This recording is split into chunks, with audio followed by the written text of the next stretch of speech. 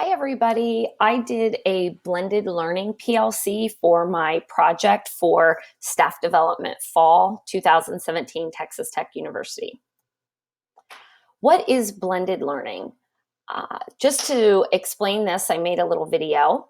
It is a combination of face-to-face instruction with online learning, like what we're doing with Texas Tech Blackboard, and a lot of us have course management systems.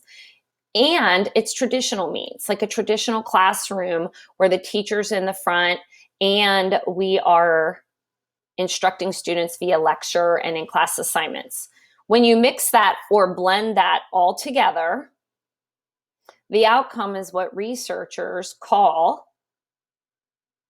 blended learning.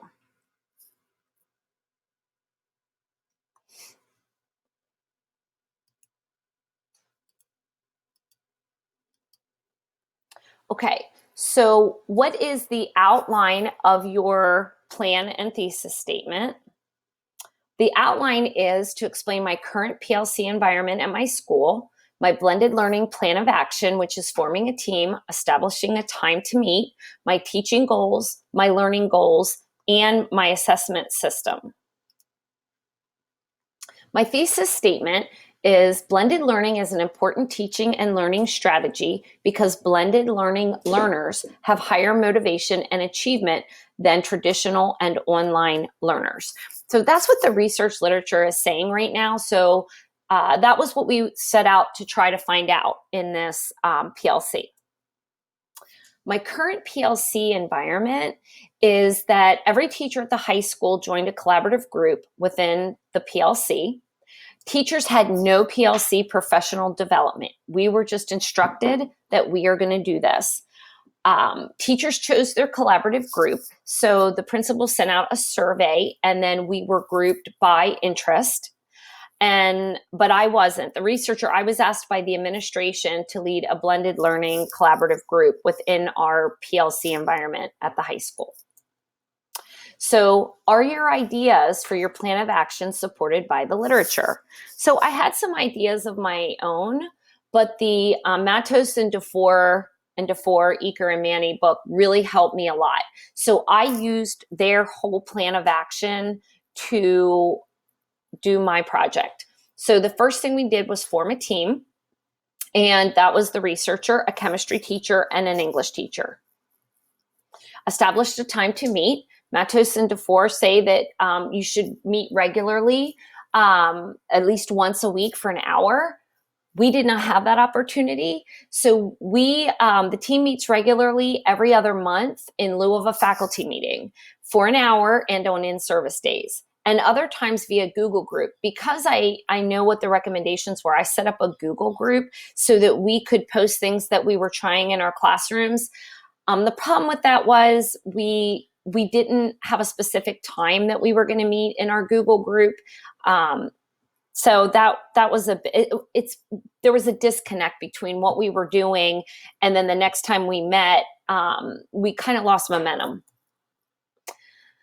Action step 3 was to set teaching goals. So we knew when we were going to meet, how we were going to meet, and then we set some goals for what we wanted to do. So as teachers, we decided we would each implement a blended learning environment in one or more courses by modifying our instruction and being flexible with schedules, administer a student perception survey regarding their blended learning experience to see what did the students think about it and how do they feel about it, monitor student grades for comparison to last year's student scores in a traditional classroom, and then participate in the Google group discussions and meeting to gain insights and make recommendation to the district about how to utilize blended learning in more courses. So those were our teacher goals. The learning goals were to measure students' perception of blended learning course delivery via a valid and reliable survey, and then their achievement in the blended learning course will be measured and compared to previous years because we held rigor constant in this plan. Here are just my teacher results. The other teachers have not been as motivated to keep track of any kind of data. So the way I set up my class was Tuesdays and Thursdays were what I called flex days. So any labs or activities that they had to do in the traditional classroom were done on Monday, Wednesday, and Fridays. So Tuesdays and Thursdays, I had an online lesson, and students could either stay in the classroom if they wanted to and work on it there, or they could go to the library, lunch, a class, study hall, or anywhere else that they wanted to go. This is my data. So the students were definitely motivated by it because they took advantage of going to these places. My achievement results, I don't have quantitative data for that, just my own observations in that students were not missing assignments by taking advantage of the flexible schedule of the blending learning day. But I haven't had a chance with the other teachers to analyze the quantitative test score data. Assessment of the plan. Basically, we have a long way to go. We are just getting started. So blended learning has been supported by the results to be motivating and positively impact achievement. So they're motivated to take advantage of the flexible environment and still getting their work done. One of the problems is we should be meeting at least once a week for an hour. And we have not been able, we just haven't had time to implement the surveys and analyze the grades to assess the learning goals by the end of this course. And again, that's just with us not having a chance to meet. Overall learning motivation is increased in blended learning versus traditional courses. And this research showed that, and it's supported in the literature.